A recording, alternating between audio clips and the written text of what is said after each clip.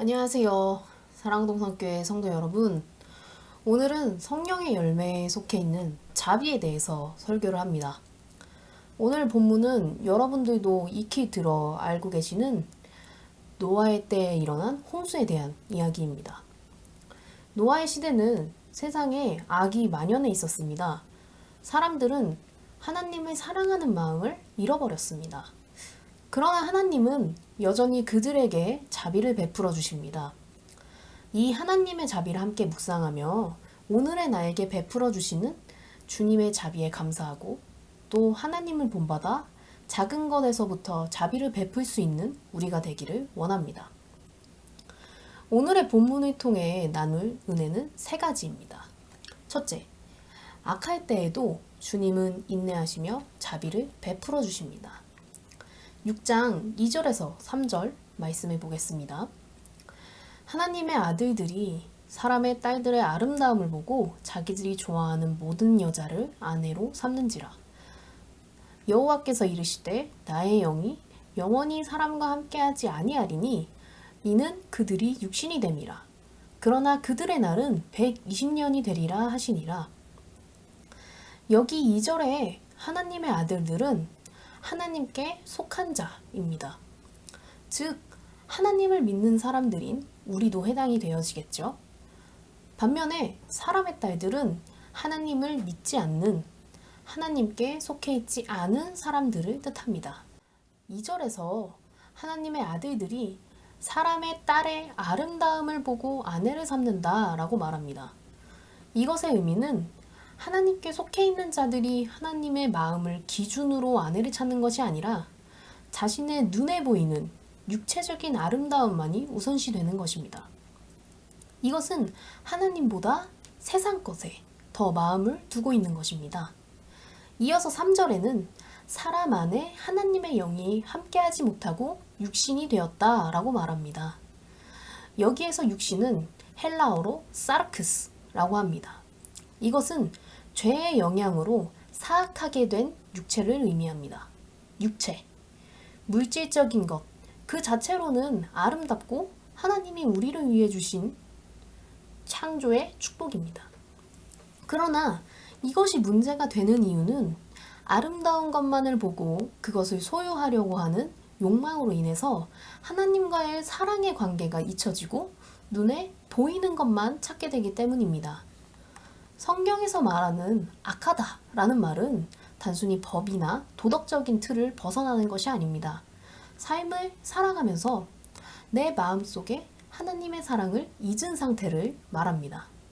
하나님의 사랑을 잊은 순간부터가 이미 악의 시작임을 말해주고 있습니다. 죄는 나의 행위에서 시작되는 것이 아니라 나의 마음에서부터 시작되는 것입니다. 그런데 놀라운 은혜가 있습니다. 인간의 그런 악함의 상황에도 주님은 자비를 베풀어 주십니다. 여기 하나님의 은혜를 보십시오. 3절에서 그러나 그들의 날은 120년이 된다 라고 말합니다. 이 말은 120년 후에 있을 홍수를 뜻합니다. 주님께서는 인간이 하나님의 사랑을 기억하지 못하는 그때, 악함의 마음을 가지는 순간에도 여전히 하나님을 향한 사랑의 마음을 회복하고 돌아오기를 바라고 계십니다. 인간의 악함의 순간을 곧바로 심판하지 않으시고 120년이라는 시간을 주시어 회개의 기회를 주십니다. 하나님께서는 악함의 순간부터 바로 즉결 심판을 내리실 수 있습니다. 그러나 주님의 사랑을 기억함을 통해서 다시 행복의 길로 돌아오길 원하십니다. 하나님께서 창조하여 주신 것들을 다시 누리며 살기를 원하십니다. 그러기에 악함의 순간, 죄악의 순간, 그것들을 자비의 순간, 인내의 순간으로 바꾸셔서 기다리고 계십니다. 오늘 우리도 하나님의 사랑을 기억하지 못하는 순간이 있습니다. 나의 마음에 하나님의 사랑이 잊혀진 상태일 때 어떠한 행동을 하게 되나요? 무자비의 상태가 됩니다. 생각부터 달라집니다. 같은 상황이지만 마음의 여유가 없어지고 쉽게 넘어갈 수 있는 일들도 화가 납니다. 다른 이들의 상황은 나에게 보이지 않습니다. 쉽게 판단하게 되고 쉽게 상처 주는 말을 합니다. 문제가 생기면 사람이 먼저가 아니라 일이 먼저가 되어 도구처럼 여기게 됩니다. 내가 먼저 나서면 손해보는 것 같고 내 옆에 있는 사람을 사랑하는 것보다 미워하는 것이 더 쉬워지고 나의 것이 먼저가 되고 나누지 못하고 배려하지 못하고 이것을 시작으로 조금씩 법적, 도덕적인 범죄의 길에 가게 되는 것입니다. 결국 악의 덩어리를 키우는 것이죠.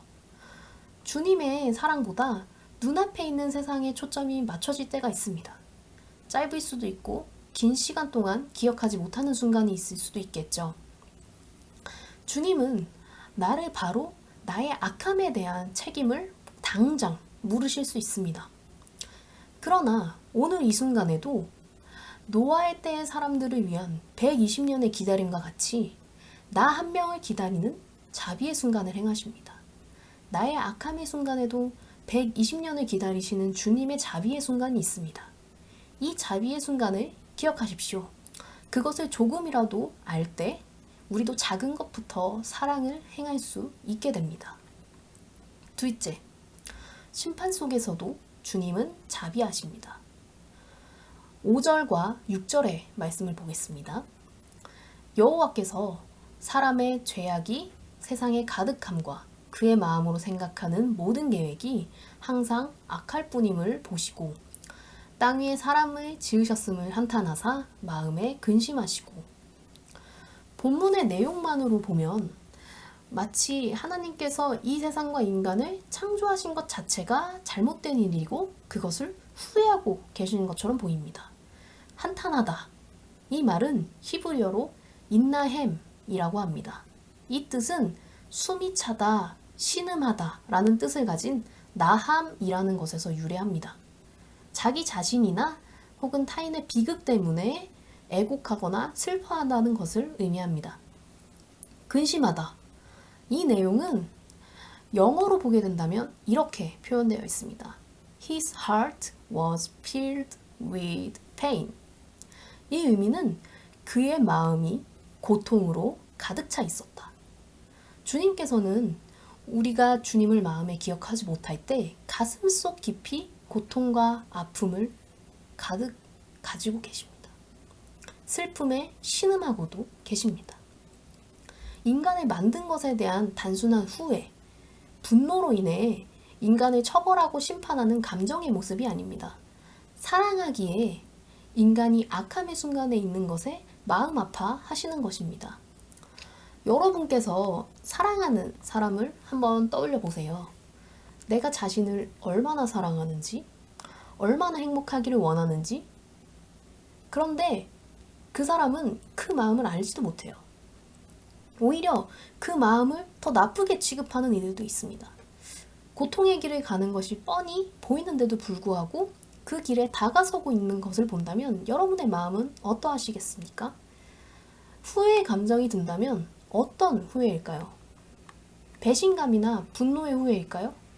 심판하려는 진노의 모습이 아닙니다.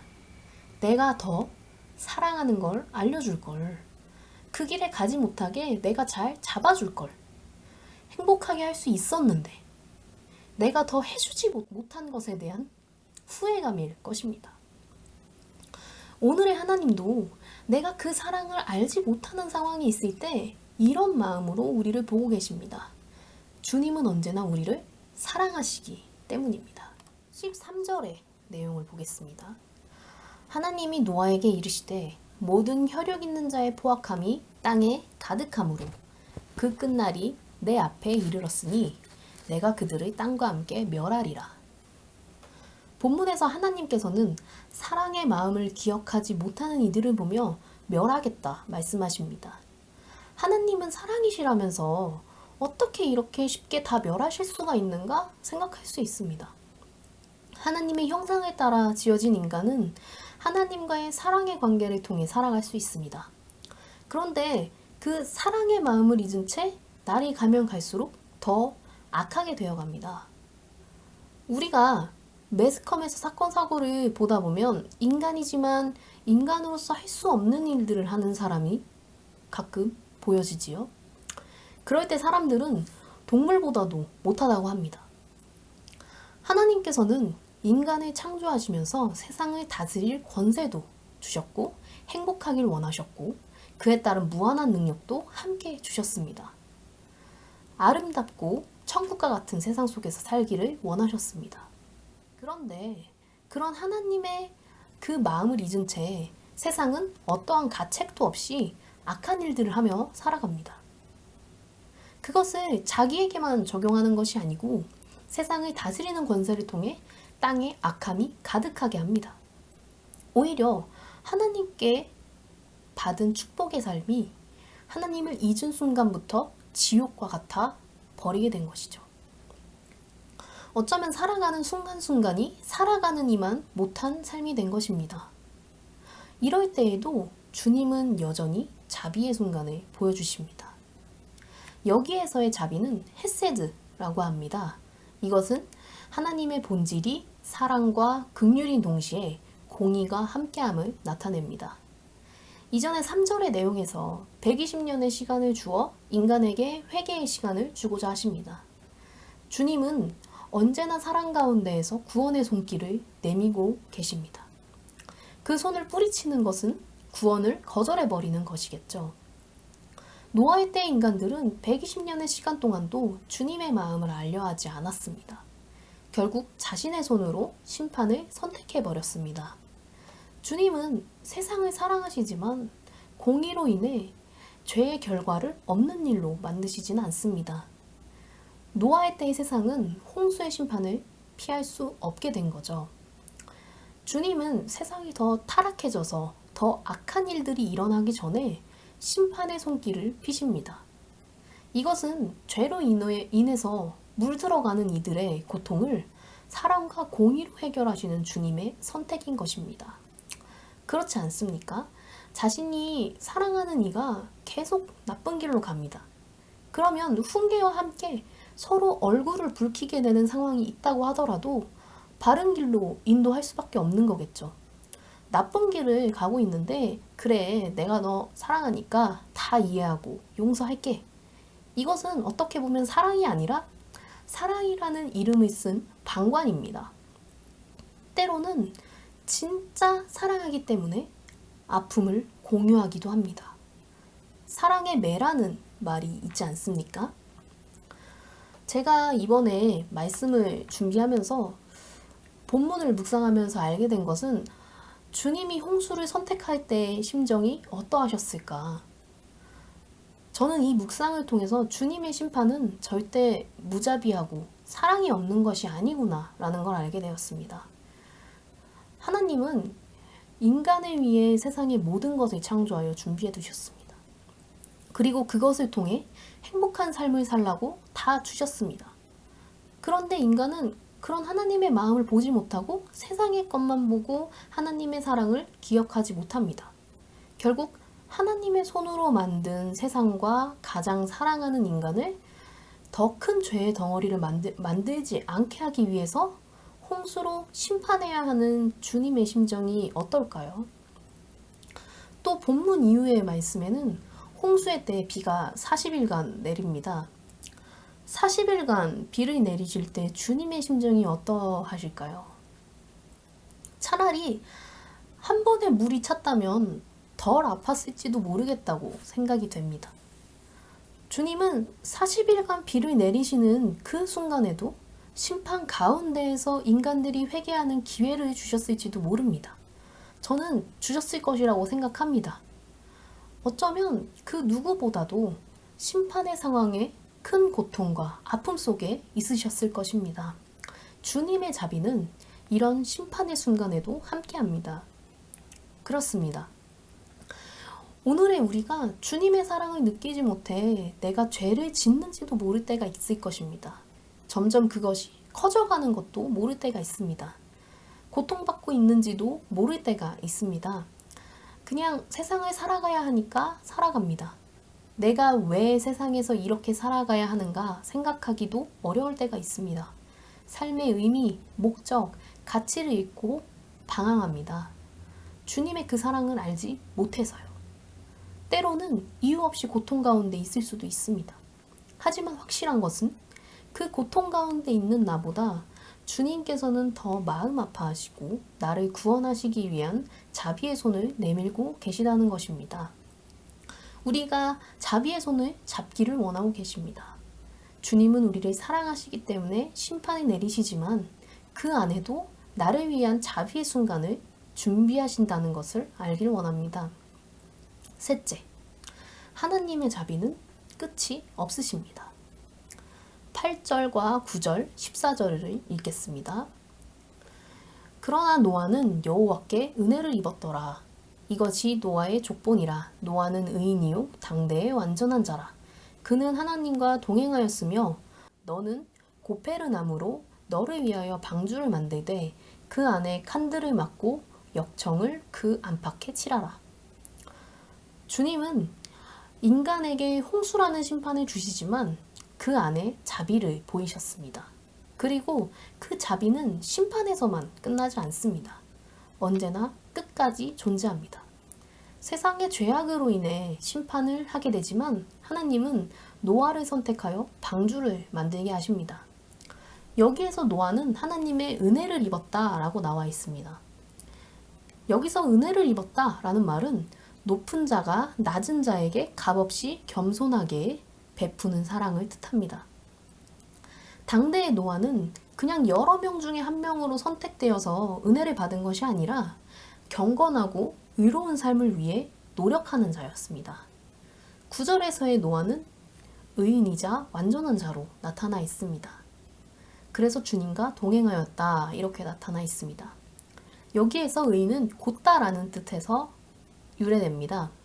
이것은 흠없고 무죄한 것을 뜻하는 것이 아니라 정직하고 경건하게 살기 위해서 노력하는 것을 의미합니다.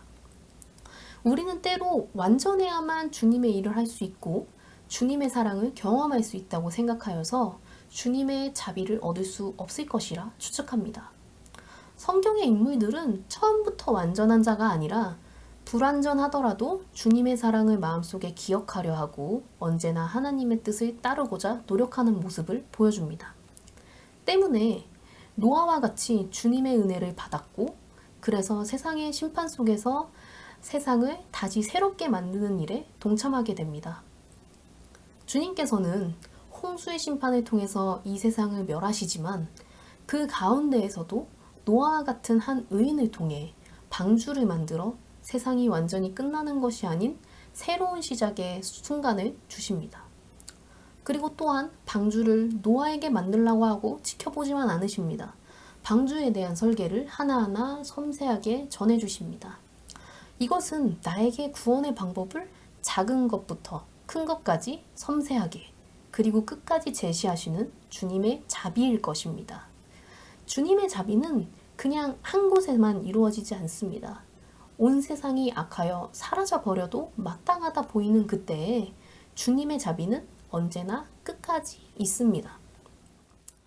그렇습니다. 우리가 이 주님의 자비를 기억하기를 원합니다. 나 자신도 우선순위가 뒤바뀌어 하나님의 사랑을 잊은 채 보내는 시간이 있을 것입니다. 오늘 이 순간 나를 바라보는, 나의 주변을 바라보는, 세상을 바라보는 내가 어떤 생각을 가지고 있는지 한번 뒤돌아보십시오. 주님의 사랑의 마음이 있으신가요? 행복하기를 바라는 마음이 느껴지시나요? 어쩌면 주님은 나의 생각이 너무 악하여서 홍수를 기억하시는 때가 수도 없이 많으실지도 모릅니다. 그러나 120년의 기다림과 같은 회개의 기회를 주십니다. 때로는 내가 주님의 사랑을 기억하지 못하는 그때 사랑의 매를 선택하셔서 내가 다시 돌아오기를 원하십니다. 그리고 방주에 들어갈 수 있는 기회를 주시고 섬세하게 처음부터 끝까지 주관하여 주시는 자비를 주십니다. 이러한 기회가 나에게도 주어질 수 있는 이유는 주님은 내가 노아와 같은 의인이 되기를 원하시기 때문입니다. 주님의 사랑을 통해 노력하는 나의 모습을 보실 때 주님은 나를 세상을 구원하는 기회가 되는 방주에 들어갈 기회를 주십니다. 내가 완전할 수 있는 이유는 주님의 사랑과 자비를 경험했기 때문일 것입니다.